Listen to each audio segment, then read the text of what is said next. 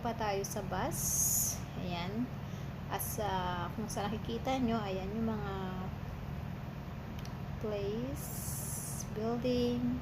Ayan. Sila yun sa makaipasasilip ko sa inyo dito sa Abu Dhabi.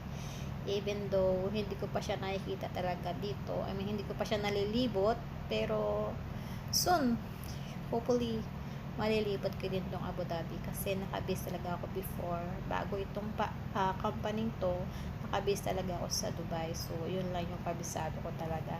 So dito sana mapasyalan ko din someday. So ito nga, malapit na tayo sa ating destination. Next, ipapakita ko sa inyo ang Grand Mosque. So ito madalas kong nakikita kapag pumupunta kami dito sa bahay ni Madam. So, hindi pa ako nakapasok sa loob ng Grand Mosque. Nadadaanan ko lang lagi. But this time, ipapakita ko naman sa inyo ang labas lang naman. Pero soon, I promise, pupunta ako dito sa loob talaga ng Grand Mosque. Siguro from Grand Mosque also, from our villa, tinatakbo ko lang din to. So, hopefully next time, pag tumakbo ako, didiretso na ako sa loob ng Grand Mosque. So, ayun nga, malapit na kami sa aming destination, doon sa bahay ni Madam. Hindi muna kami didiretso sa palace. So, dito muna tayo sa pangalawang bahay niya. So, tomorrow we're going back to palace naman. So, this one, overnight lang dito naman. So, in a few minutes, malapit na tayo sa aming villa. So, we are getting closer to our villa. At eto na nga. Ayan. Ayan ang dala namin. Ayan. Kahit mga damit, ayan. Dinadala na lang talaga. Wala namang pasukan sa maleta. Bit-bit na lang talaga. So, eto na. We're here at our room. So, andito na nga tayo mga ka-barks. Yan na nga ang aming kwarto. So, ayan. Tanggalin ko muna yung mga nasa bed ko. Mamaya na ako mag-unpack kung gising ko.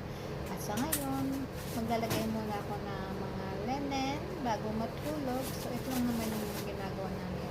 Aalis kami, tatanggalin namin yung mga linen. Tapos, babalik dito, lalagay naman namin. Yun naman yung life namin.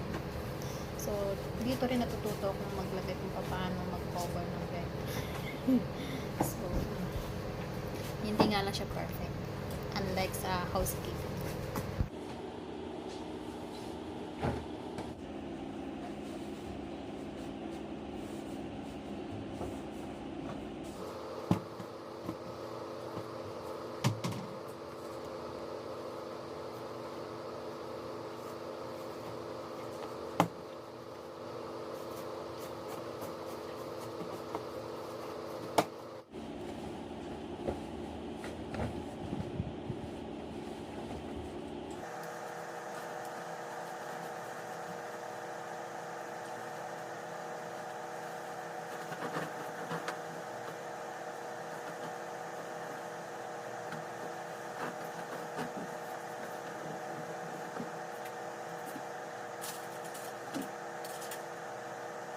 So, finally, we're almost done. So, now I'm ready to sleep. So, paano ba yan, guys? Kailangan ko na mag-rest kasi may duty pa ako ng 3 p.m. Good night!